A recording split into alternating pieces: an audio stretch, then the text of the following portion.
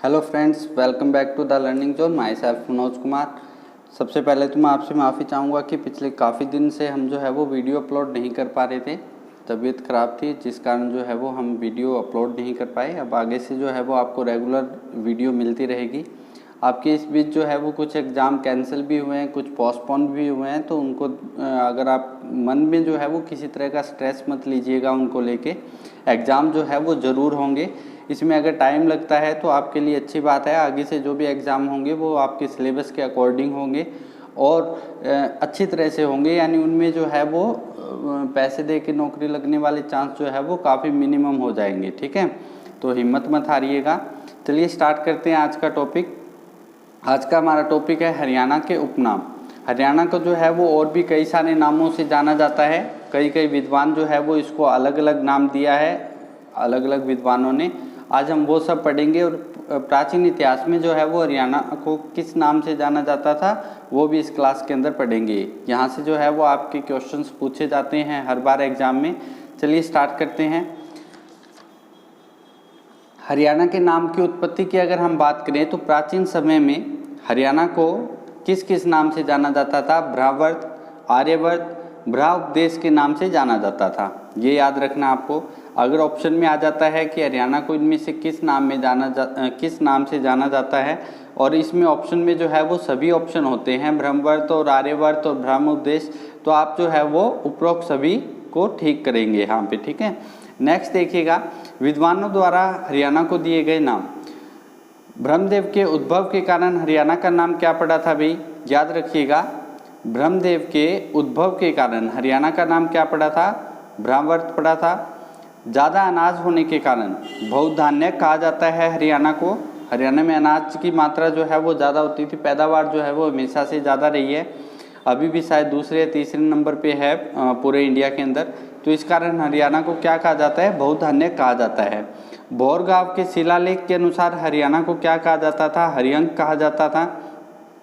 बलवन अवधि के शिलालेख के अनुसार हरियाणा को हरियाणा ही कहा जाता है। अखंड प्रकाश धरणीधर के अनुसार हरियाणा को क्या कहा जाता है? हरिबंका कहा जाता है। आपको जब ये एग्जाम में क्वेश्चंस पूछे जाएंगे तो आपको इसी अकॉर्डिंग पूछे जाएंगे, जैसे कि ये दिए गए हैं कि भोरगांव के शिलालेख के अनुसार हरियाणा को क्या कहा जाता है, या बलवन अवधि के शिलालेख के अनुसार हरियाणा को क्या कहा जाता है, या अखंड प्रकाश के अनुसार जो है वो हरियाणा को क्या कहा जाता है। तो ठीक है, आपको इस तरह से याद करना है इसको।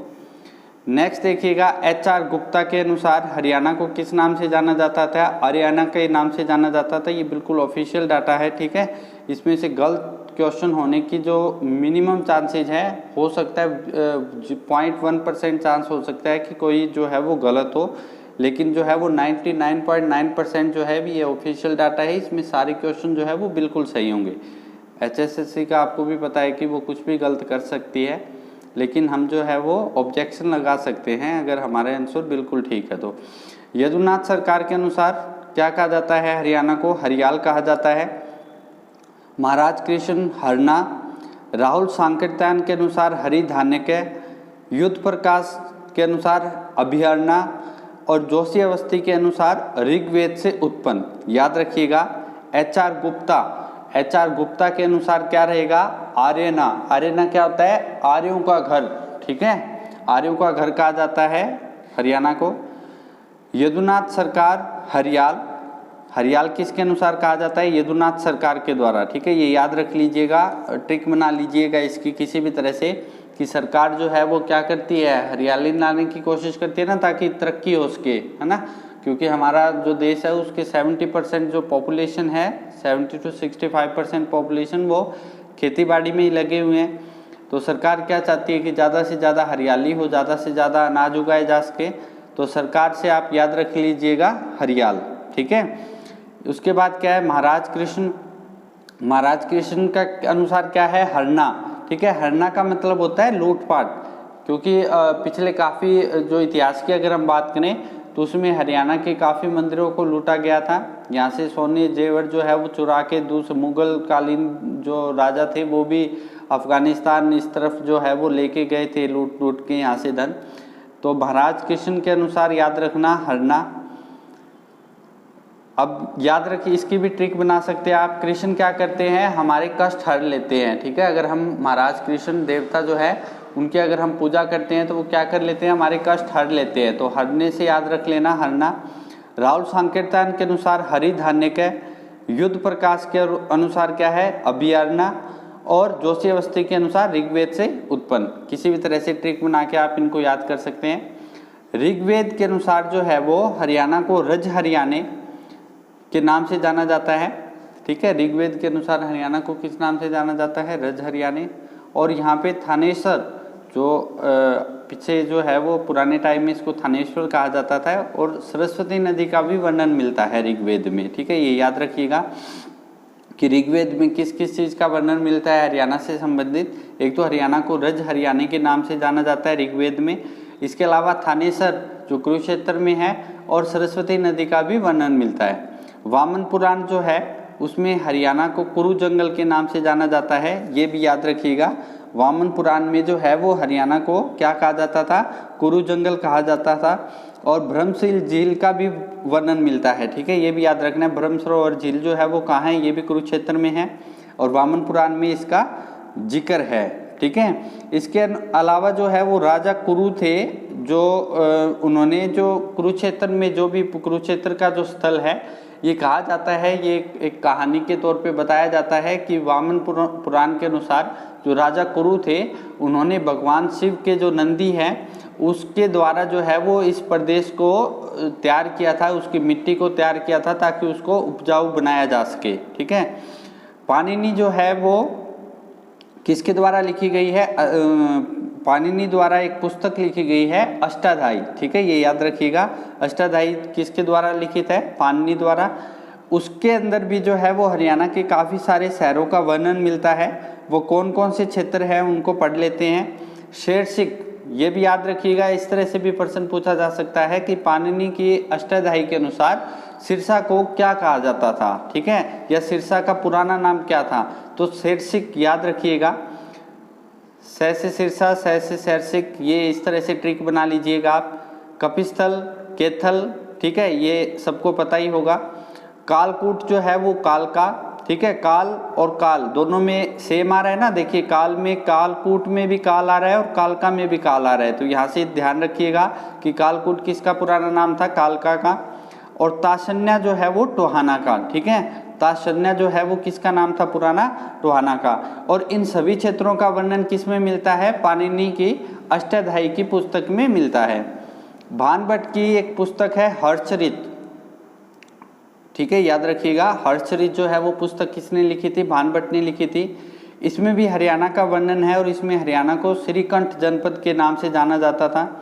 इसके अलावा थानेसर शहर का भी वर्णन है यहाँ पे, जो इसको पुराने टाइम में थानेश्वर के नाम से जाना जाता था। इसके अलावा जैन मूर्तियाँ जो है वो कहाँ से मिली है, ये रनीला, भिवानी और हांसी से मिली है जैन मूर्तियाँ, ये याद रखना है आपको। रनीला जो है वो कहाँ है, भिवानी में है, और हांसी से जो है वो जैन मूर्तियाँ प्राप्त हुई है। दिव्यावदान ग्रंथ, यह बौद्ध साहित्य का ग्रंथ है, इसमें रोहतक व अगरवा का उल्लेख मिलता है। अगरवा जो है वो हिसार में पड़ता है। महाराजा अग्रसेन जो है, अगेन की राजधानी थी अगरवा, याद होगा आपको, सबको पढ़ा होगा आपने इसके बारे में। और रोहतक शहर का भी जो है वो इसमें वर्णन है, ठीक है। नेक्स्ट देखिएगा, टोपरा, काफ़ी इंपॉर्टेंट है। टोपरा जो है वो अंबाला से प्राप्त एक अभिलेख है, और यहाँ से जो है वो ये उस टाइम में जो है वो अंबाला में पाया जाता था जिस टाइम जो है वो यमुनानगर जिले की स्थापना नहीं हुई थी, ठीक है। लेकिन प्राचीन समय में ये कहाँ है, तो यमुनानगर में है। अगर ये प्रश्न आता है आपके एग्जाम में कि टोपरा नामक स्थान जो है वो, या टोपरा अभिलेख जो है वो कहाँ से प्राप्त हुआ था, तो आपको ऑप्शन में अंबाला अगर है तो आपको अंबाला टिक करना है, यमुनानगर है तो यमुनानगर टिक करोगे, अगर अंबाला नहीं है तो, ठीक है। नहीं तो इसका आंसर जो है वो अंबाला ही रहेगा। अगर कहाँ से प्राप्त हुआ है ये क्वेश्चन पूछा जाता है, तो अगर टोपरा वर्तमान में कहाँ है ये पूछा जाता है तो आपका आंसर क्या रहेगा, यमुनानगर रहेगा। ये आपको बिल्कुल ध्यान रखना है, इसमें कंफ्यूज नहीं होना है। यह अभिलेख जो है वो फिरोज शाह तुगलक दिल्ली ले गया था, ठीक है, और यह स्थान वर्तमान में कहाँ है, यमुनानगर में है, ये मैंने आपको बता दिया है। इसके अलावा 11वीं शताब्दी के चौहान शासक थे राजा विग्रह राज चतुर्थ, ठीक है, उनके 3 अभिलेख भी जो है वो टोपरा के स्तंभ पर अंकित हैं, जिनसे जो है वो मलेच्छों पर विग्रह राज की विजय के संबंध में जानकारी मिलती है। ठीक है, मलेच्छों पर विजय प्राप्त की थी विग्रह राज चतुर्थ ने, और उसी विजय के संबंध में इन पे जानकारी मिलती है जो टोपरा के अभिलेख लिखे गए हैं। याद रखिएगा 11वीं शताब्दी के चौहान शासक थे विग्रह राज चतुर्थ। उसके बाद अभी प्रतिहार अभिलेख, ये पहवा और सिरसा का अभिलेख है। ठीक है, प्रतिहार अभिलेख जो है वो ये 2 जगह मिले हैं, राजा भोजराज के काल के हैं। ये कहाँ हैं? ये पेवा और सिरसा में। पेवा के अभिलेख से ज्ञात होता है कि 802 ईस्वी में पेवा जो है वो क्या था भाई? घोड़ों का व्यापार केंद्र था। 802 ईस्वी में पेवा क्या था? घोड़ों का व्यापार केंद्र था। और सिरसा जो है वो पशुपति संप्रदाय से संबंधित था। ये जानकारी भी यहीं से मिलती है। ठीक है, प्रतिहार अभिलेख के द्वारा। आगे देखिएगा पालम अभिलेख, यहाँ हरियाणा को धरती का स्वर्ग बताया गया है। प्रश्न में आपसे पूछा जाएगा कि किस अभिलेख के अनुसार हरियाणा को धरती का स्वर्ग कहा जाता है, तो पालम अभिलेख के द्वारा। याद रखिएगा। और पालम अभिलेख के द्वारा हरियाणा को क्या कहा गया है, इस तरह से भी प्रश्न पूछा जा सकता है, तो आंसर क्या होगा? धरती का स्वर्ग कहा गया है। कुषाण सिक्के, हरियाणा में कभी कुषाणों का शासन था, इसके बारे में बताते हैं। खोखर कोट, ये खोखर कोट आपका कहीं भी रोहतक में पड़ता है, याद रखिएगा। और औरंगाबाद से प्राप्त सिक्कों से पता चलता है, ये याद रखना है आपको।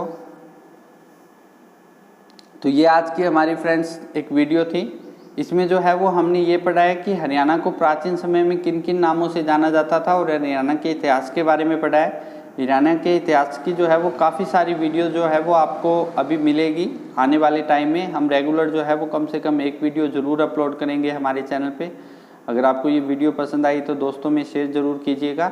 Okay bye, have a nice day.